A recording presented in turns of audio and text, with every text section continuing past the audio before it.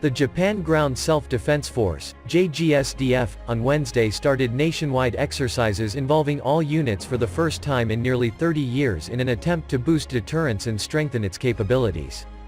Japanese media said such a massive move is to deal with China's ramped-up regional assertiveness. But Chinese experts noted that Japan is trying to display its hard power to serve the US Indo-Pacific strategy to contain China militarily. But Chinese military experts warned that Japan does not have the ability to deter China in a military conflict over China's territories like the Diaoyu Islands and the island of Taiwan. Right-wing political forces in Japan have been lying to the Japanese public about the essence of the Diaoyu Islands issue and Taiwan question. Now the Japanese public holds unreasonable hostility and bias against China, and this is why the massive drills targeting China could win support for Japanese politicians. But to what extent Japan would intervene militarily, the US has the final say, analysts said, adding that China is prepared for the worst-case scenario.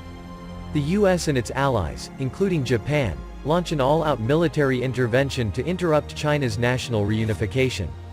The JGSDF Exercise 21, scheduled from Wednesday to the second half of November, was organized to strengthen the JGSDF's deterrence and response capabilities by ensuring JGSDF's readiness towards threats to Japan.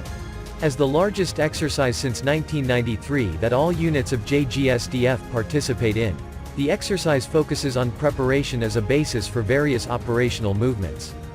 The troops will carry defense equipment during the mission, including tanks, to several training grounds in Kyushu by land and sea.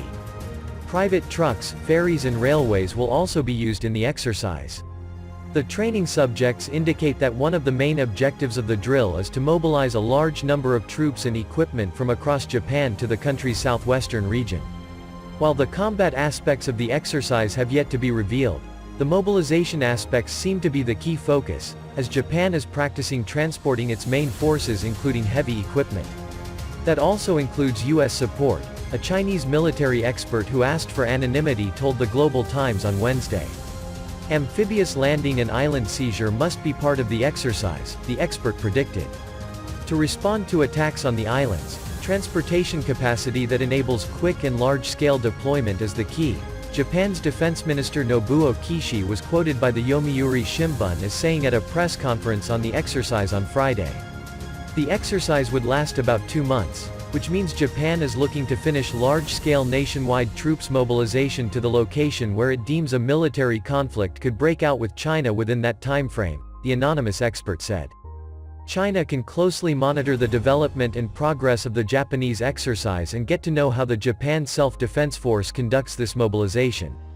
The expert said, noting that if this happens again, this could be a sign that Japan is preparing for war and the PLA should stay vigilant.